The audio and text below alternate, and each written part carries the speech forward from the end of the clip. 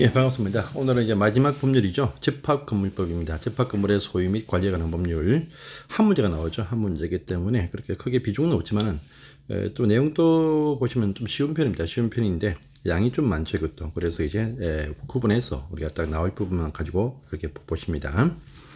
집합건물은 이제 구분 소유권이 형성이 되어진 건물이죠. 구분 소유권. 구분 소유하면 벽이나 어떤 바닥으로 구조상 구분뿐 아니고 쓰임새, 이용상 구분도 같이 되어야 된다. 이것이 원칙입니다. 그래야 구분 등기할 수 있습니다. 그런데 밑에 보시면 2번 상이죠.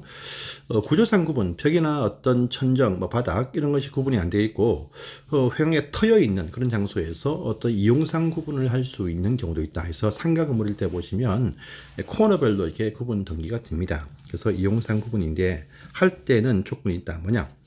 건물 용도 중에서 판매 시설과 운수 시설에 한한다. 딴 건 안 됩니다. 창고 같은 경우에 이 임대는 구분 가능해도 창고 건물 큰 물류센터 같은 경우에 따로 구분 등기가 안 된다는 말입니다.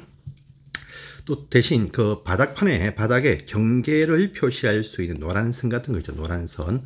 경계가 딱 설치가 딱 되어지고 또 거기 경계 안에 보시면 A-1, A-2에서 바닥에 건물 번호 표지까지 부착이 딱 되어야 구분 등이 된다. 그래서 노란선을 딱 이렇게 하나의 건물 속에서 노란선 딱 선을 딱 그어가지고 A-1, A-2 이렇게 되어지면 상가 건물일 때 구분 등기해서 코너 분양 이렇게 하기도 한다. 이 말입니다. 자, 일단 전유 부분에 대해서는 큰 문제가 없는데, 요 공용 부분에 대해서는 시험에 자주 등장합니다. 공용 부분. 자, 일단 공용 부분도 보시면 구조상 공용 부분이죠. 복도나 어떤 계단 등 구조상 공용이 원칙이다. 근데 이번 상 보시면 이것도요. 구분 소유권, 101호, 102호, 103호 등으로 구분 소유권이 될 수 있는, 구분 등기될 수 있는 부분도 이제 공용 부분을 할 수 있다랍니다. 그래서 규약상 공용 부분이라 부르는데 이건 규약으로 정하거나 또 공정정서로서 그 취지를 등기하게 되면 그 상가 건물 전체에서 101호는 전체 건물의 휴게실 이렇게 해서 공용 부분을 등기할 수 있다란 말입니다. 그리고 공용 부분의 사용입니다. 사용은요, 그 용도에 따라서 각 공유자가 각기 사용할 수 있다. 복도 출입 할 수 있다 이 말이겠죠. 근데 그 지분이죠. 지분. 거기 지분은 전유 부분에 관한 면적 비율에 따른다. 중요한 말이죠. 그래서 공용 부분 사용은 누구나 할 수 있어도 이 지분에 대해서는 전유 부분 지평수에 따르는 면적에 따른다. 자기들 상가 평수에 의해서 각종 어떤 비용도 이제 수익도 이렇게 주어집니다. 자, 또 공용 부분에 관한 지분은 따로 처분할 수 없다. 분리 처분 안 되죠. 그래서 전유 부분을 처분을 하면은 따라서 이렇게 이어서 이렇게 묻혀가는 것이지 따로 분리 처분할 수 없다라고 합니다. 자, 또 비용 부담 보시면 지분 비율, 전유 부분의 면적 비율에 따라서 각종 어떤 업무 부담, 비용 부담과 이익을 취득한다. 이런 부분도 체크를 해 두시길 바랍니다. 자, 또 공용 부분의 변경도 중요한 사항이죠. 일단 공용 부분의 변경은 밑에 보시면 원칙입니다. 원칙은 구분 소유자 3분의 2, 그 어결분의 3분의 2에 의한다. 해서 원칙은 공용 부분의 통상적인 집회 결정이 보시면 오른편에 있죠. 과반수인데 이에 의하지 않고 공용 부분 변경을 하고자 할 때는 3분의 2, 3분의 2 좀 강화된다라고 합니다. 그런데 또 밑에 3번 보시면 더욱더 강화됩니다. 뭐냐 보면 구분 소유권이나 대지 사용권의 변경이 있는 내용에 관한 변경을 하고자 할 때는 그때는 5분의 4, 5분의 4의 어떤 권리단 집회 결의로서 결정한다. 요 세 파트 기억을 꼭 해주십시오. 통상적인 공용 부분 변경은 3분의 2, 3분의 2지만 구분 소유권의 변경이 있는 중요한 사항들은 5분의 4, 5분의 4다라는 부분입니다. 자, 공용 부분의 관리 다음 페이지에 보시면은요,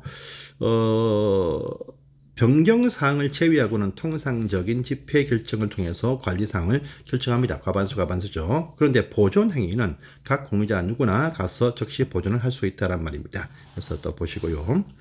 그 다음에 다 통과하시고 큰 괄호 4번 보시면 수선 적립금이랍니다. 우리 공동주택에서 장기수선 충당금과 같은 역할을 하고 있죠.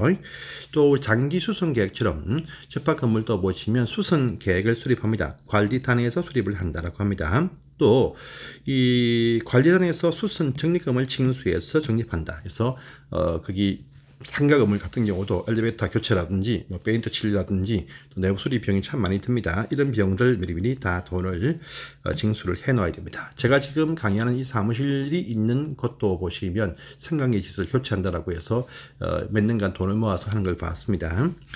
자, 기소편 보시면 수선 적립금은요, 구분 소유자한테 징수를 해서 관리단에 기속이 된다고 하죠. 수선 적립금. 요것도 보시면 상가 세입자분들은 사실 납부할 업무가 없습니다. 근데 이 경우도 상가 세입자분들이 납부했을 때 그 비용을 우리가 어딥니까? 장기준 충당금에 대해서 세입자가 납부하듯이 나중에 또 청송해서 반납받겠죠. 이런 부분도 같이 확대해서 보십시오. 자, 이제 넘어가시고, 이제 그 다음 페이지에 보시면 규약이 중요하죠. 일종의 우리 관리규약처럼 규약도 있습니다. 상가규약.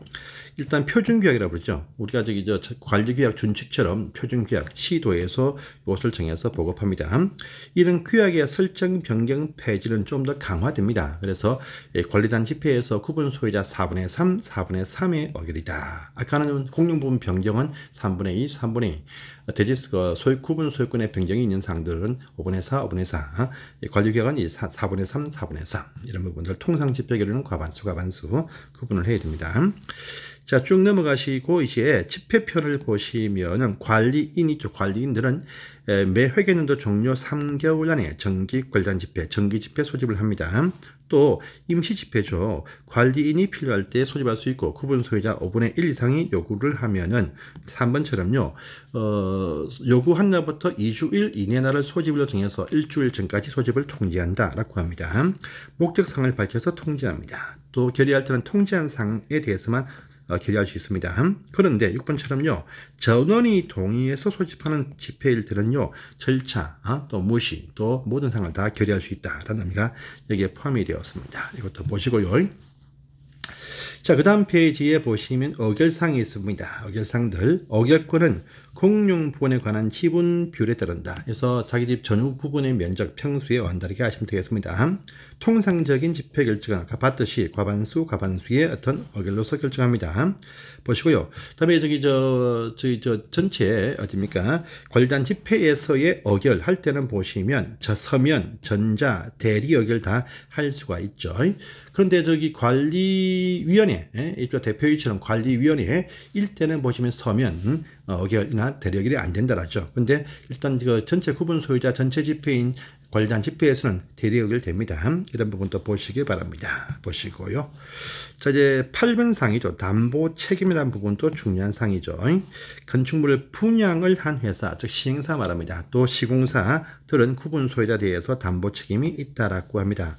이 담보 책임기한 오른편에 보시면 나와 있죠. 이것은 우리 공동주택관리법과 똑같죠. 그래서 주요고주부와 지방공사는 10년, 또 대철철 조방지 중요한 사항들은 이제 5년, 또 보시면은 보통은 다 3년인데 마음공사 2년 똑같은 내용이 등장을 합니다. 이것도 보시기 바랍니다. 자, 또 그 다음 페이지 보시면 이 담보책임 존속기간 편에 보시면 2번 사항이죠. 실제 보시면 요 기간 안에 청구를 해야 될 것인데 실제 멸실되거나 훼손이 되어진 날부터 1년 안에 권리행사해야 된다. 그래서 멸실 훼손이 되어진 날부터 1년이 경과되어지면 청구를 못한다. 그 기한 내에서도 이 의미가 포함이 되었습니다. 그래서 제척기간이 있죠. 자, 또 3번 사항 보시면 분양자의 관리 업무가 있습니다. 관리 업무. 분양자, 즉 시행사들은요, 이 관리단을 구성해서 구분 소유자분들이 관리를 개시하기 전까지는 또 관리를 또 업무적으로 해줘야 됩니다. 이걸 위해서 또 분양 계약 체결하기 전까지 표준 계약을 참고해서 규약 초안을 제시한다라는 의미가 이게 또 포함이 되었습니다. 자, 3번 상에 또 중요하죠. 예정된 매수인의 2분의 1 이상이 소유권 이전 등기가 딱 되어지면은 그때부터 관리단 집회 소집에서 당신들이 결정하라 통지를 딱 해줍니다. 그러면 3개월 안에 집회 소집을 해서 결정을 딱 해야 됩니다. 그런데 3개월 되어도 소집 안 하고 있다 라고 할 때는 분양자, 즉 시행사에서 직접 관리단 집회를 소집해서 다 통지해서 결정사항을 이제 관리를 하시라 이렇게 일관시킨다라는 의미가 이게 포함이 되어 있습니다. 이것도 딱 보시고요. 그래서 관리단은 무엇이냐? 구분 소유관계, 2명 이상의 알든 모르든 구분 소유관계가 성립되어지면요, 구분 소유자 전원으로서 알든 모르든 당연히 설립된다. 집합건물에서는요, 주민들이 3명, 4명 이렇게 구분 소유권이 있다 할지라도 그들 간에 서로 모르고 한다 할지라도 당연히 관리단 집회는 관리단은 설립이 되게 되어 있습니다. 업무사항입니다. 알든 모르든 이런 부분 딱 보시고요. 자, 그 다음에 밑에 관로 2번 사항 보시면 그래서 관리단에서 발생한 모든 채무, 모든 이익들은요, 이 지분 비율에 따라서 다 공유한다라는 말이 또 여기에 포함이 되었으니까 이것도 보시기를 바랍니다. 그러시면서 이제 그 다음 페이지 332페이지입니다. 관리인 편이죠. 관리인. 구분 소유자. 가 10명 이상이면요, 의무적으로 관리인을 선임을 해야 됩니다. 구분 소유자 중에서 한 명이 될 수도 있고, 외부 채용도 할 수 있습니다. 그래서 구분 소유자일 필요는 없다란 말이 구분 소유자일 수도 있고, 외부 채용도 할 수 있다라고 합니다. 그렇죠? 뭐, 그 안에 3명, 4명이면 그 중에 한 명이겠죠. 근데 뭐, 10명 이상이다. 10명 이상이 일을 할지라도 그 중에서 대표 한 명이 나올 수 있습니다. 근데 뭐 30명, 40명, 100명, 뭐, 이 규모가 클 때는 외부인을 채용하죠, 전문가들. 자, 임기는 2년 내에서 정한다. 라고 되어 있고요. 이 관리인 선임은 전체 관리단 집회에서 선임해임한다가 원칙인데, 규약에서 관리위원회에서 하게 했다. 그런 관리위원회에서 이제 선임 해임을 할 수 있습니다. 이런 부분 보시고요. 또 이 관리인이 뭔가 좀 이상하다 싶으면 각 구분 소유자 누구나 법원한테 해임을 청구할 수 있다. 이런 부분 딱 보시기 바랍니다. 그러면서 전유 부분이 50개 이상 되는 점포 건물 일대는요, 이제 의무적으로 관리인 선임 신고를 관할 시군구청에 해야 된다. 이런 부분도 체크를 해 두시기를 바랍니다. 자, 그 다음에 뭐 밑에 관로 3번 보시면 관리인의 보고무 있죠. 관리인들은요, 매년 한 번 이상씩 구분 소유자한테 보고를, 각종 업무 보고를 해야 됩니다. 근데 비용에 관한 사항이 있죠. 비용, 각종 어떤 관리비 등의 비용은 월 한 번씩 서면 보고에서 이제 징수하겠다라는 내용도 포함이 되어 있습니다. 자, 보십시오. 자, 그리고 다음 페이지입니다. 333페이지 회계감사, 또 중요한 사항이죠. 전유 부분이 150개 이상이 될 때는요, 회계감사를 1년에 한 번씩 관리인들이 받아야 된다. 의무사항이다. 라고 이렇게 또 얘기합니다. 해요. 오른편에 그 대상이 있지만, 여기까지는 보실 필요가 굳이 없습니다. 그래서 1번 딱 보시고요. 그런데 2번 보시면 전유 부분이 150개 미만 50개 이상 되는 경우는 구분 소유자 5분의 1 이상이 연수로서 요구하게 되면 감사를 받더라. 이런 부분도 보시기를 바랍니다. 또 3번 보시면 업무관리 대상 공동주택과 임대주택은 관리법 적용받죠. 또 관리자가 있는 대규모 점포, 준점포에서는 회계감사를 따로 적용하지 않더라라는 부분도 체크를 해 두시기를 바랍니다. 자, 그 다음에 관리위원회, 입주자 대표회의 위치에 있는 것이죠. 번영에, 이렇게 아시면 돼요. 상가 번영에는 둘 수 있다. 업무사항이 아니고 둘 수 있다. 이민상에는 다 두게 돼 있죠. 제가 있는 이 사무실 옆방에 있는 제 아시는 분이 또 사무실 주인인데, 이 양반이 또 관리위원회, 대표입니다. 대표. 그래서 회장이라고 부르죠. 회장이라고 부르는데 상당한 권한이 있는 것을 제가 살짝 봤습니다. 자, 이 뜻이 있으며, 위원회는 관리인의 사무집행을 감독을 하더라. 또 두게 되면 일정한 관리인의 행위들은요, 위원회 의결이 필요하다라고 하는 부분도 체크하시고요. 요 관리위원회 위원들은요, 구분 소유자 중에서 관리한 집회에서 선출을 한다라고 합니다. 오른편에 보시면 이 관리위원들이 또 시내 중심 상가 가시면 관리위원회 보시면 좀 조폭들도 있고 이랍니다. 그래서 이 결격 사유가 좀 셉니다. 및 피피파는 당연히 포함되겠죠. 3번 보시면 보통은 집행 종료 면제 이전까지인데 이건 5년까지입니다. 또 집행유예 끝나면 바로 할 수 있지만 여긴 집행유예 끝나고도 2년까지다 라는 부분 보시고요. 관리 관련해서 벌금 100만원 받고 5년까지 안 된다라고 하는 제한도 있습니다. 자, 또 7번 보시면 분담금을 3개월 이상 연속자 붙는 체납, 연속 체납했을 때 결격 사유다. 이런 부분도 보시기를 바랍니다. 자, 또 왼편에 5번 보시면 관리위원회에서는요, 전체 관리위원회 위원들 제적 과반수의 찬성을 통해서 결정한다가 원칙인데, 이쪽은 서면 대리 의결이 안 된다라는 부분도 있습니다. 그래서 이것도 보시기 바랍니다. 저희 상가는 보니까 5명의 어떤 위원이 있다고 저는 확인을 했었습니다. 자, 그 다음 페이지 12번 보시면은요, 집합 건물에 살다 보면, 특히 오피스텔 이런 데서 살다 보면 불량한 행위를 참 많이 하고 있죠. 그 안에서 불법 행위도 하고 있고, 또 술 먹고 음주 고성 방과도 합니다. 자, 이런 행위가 딱 보입니다. 당연히 관리인이나 대표 구분 소유자가 조용하세요 라고 정기 청구합니다. 근데 말을 안 듣고 있다. 그러면 법원에서 행위 중지 명령장을 받아올 수 있습니다. 이 소송 제기할 때는요, 통상 집행결이 과반수의 과반수입니다. 그런데 행위 중지 명령장을 받아와도 계속 계속 시끄럽습니다. 너무나 안 되겠다 싶으면 당신들 전유 부분 사용하지 마라. 사용 금지 청구도 할 수 있습니다. 이때는 소송을 통해서 해야 되는데 4분의 3, 4분의 3의 결의 필요하다. 이것도 체크하시고요. 그런데도 무시하고 계속적으로 쓰고 있네요. 이제 강제로 그 소유권을 뺏어와야 되겠습니다. 그래서 경매 청구를 하는데 이것도 법원에 청구할 수 있는데 이때도 4분의 3, 4분의 3의 동의 필요합니다. 또 경매를 명하는 확정이 딱 되어지면 6개월 전에 경매 신청도 해야 된다라는 부분도 보시기 바랍니다. 자, 당연히 그 경매할 때 그 물량한 자들은 그 입찰에 참가하지 못하겠죠. 예, 그것도 보시고요. 6번 보시면, 근데 세입자, 점유자, 세입자가 이제 그런 물량한 행위입니다. 그러면 위에 1번처럼요, 행위 중지 청구, 사용 금지 청구 다 준용해서 할 수 있습니다. 할 수 있는데, 이제 이렇게 해도 계속 과도하게 한다라면 이제 이 사람은 강제로 퇴거시켜야 돼요. 퇴거. 그래서 점유 부분에 대한 계약 해제와 강제 인도 소송을 또 제기를 할 수 있습니다. 이때도 4분의 3, 4분의 3입니다. 그래서 퇴거시켰으면 그 점유권에 대해서는요, 이제 인도받으면 권한 있는 자, 집주인한테 즉시 인도하라라고 하는 부분도 보입니다. 자, 보시고요.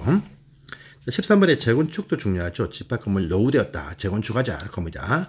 관련 집회에서 5분의 4, 5분의 4의 의결을 통해서 결정을 합니다. 그런데 또 반대하는 분이 있어. 그러면 이제 결정한 측에서 참가 여부를 촉구를 합니다. 이 촉구가 딱 있으면은 밑에 3번처럼요, 2개월 안에 응답을 해야 돼. 싫다거나 또 아무런 말이 없으면 싫다고 간주해서 이제 그때부터 추가 2개월 안에 시가로 매도 청구를 할 수가 있습니다. 그래서 시가 딱 콩딱 끌고 내어보낸다 이거죠. 근데 갈 데가 없어. 그러면 법원에서 1년까지 명도 기한을 조금 더 연장 허락을 할 수 있다는 부분도 있습니다. 그래서 퇴거했습니다. 퇴거했는데 결정해놓고 2년 되어도 재건축을 위한 철거를 하지 않고 있어. 그러면요, 팔고 나가신 분들이 다시 한번 더 그때보다 추가 6개월 안에 재매도 청구해서 회복을 할 수 있다는 부분도 있습니다. 자, 보시고요. 마지막에 이제 멸실복구란 부분 보입니다. 공용 부분이 상당 부분이 파손이 되었습니다. 그도 건물 가액의 2분의 1 이하가 파손이 되었어.